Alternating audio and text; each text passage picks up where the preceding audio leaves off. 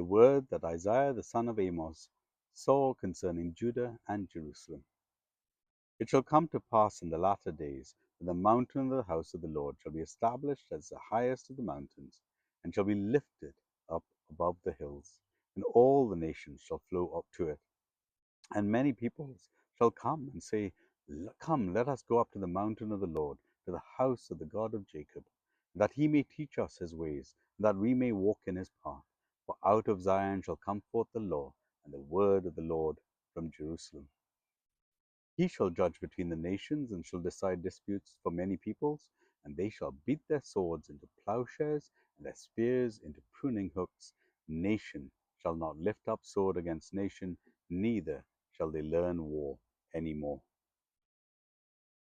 O house of Jacob, come, let us walk in the light of the Lord. For you have rejected your people, the house of Jacob, because they are full of things from the east, and of fortune tellers like the Philistines. They strike hands with the children of foreigners. Their land is filled with silver and gold, and there is no end to their treasures. Their land is filled with horses, and there is no end to their chariots. Their land is filled with idols. They bow down to the work of their hands, to what their own fingers have made. The man is humbled, and each one is brought low. Do not forgive them. Enter into the rock and hide in the dust.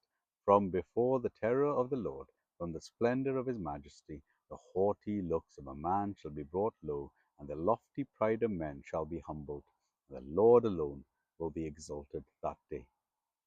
For the Lord of hosts has a day against all that is proud and lofty, against all that is lifted up, and it shall be brought low, against all the cedars of Lebanon, lofty and lifted up, and against all the oaks of Bashan, against all the lofty mountains, and against all the uplifted hills, against every high tower, and against every fortified wall, against all the ships of Tarshish, and against all the beautiful craft.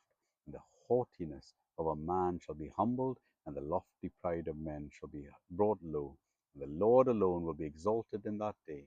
The idols shall utterly pass away, and the people shall enter the caves of the rocks and the holes of the ground from before the terror of the Lord, and from the splendor of his majesty, when he rises to terrify the earth. In that day mankind will cast away, and their idols of silver and their idols of gold, which they have made for themselves to worship, to the moles and to the bats, to enter the caverns of the rocks and the clefts of the cliffs, from before the terror of the Lord, and from the splendor of his majesty, when he rises to terrify the earth.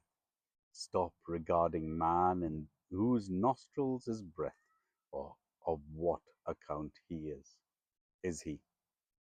Stop regarding man in whose nostrils is breath, for of what account is he. Isaiah chapter 2.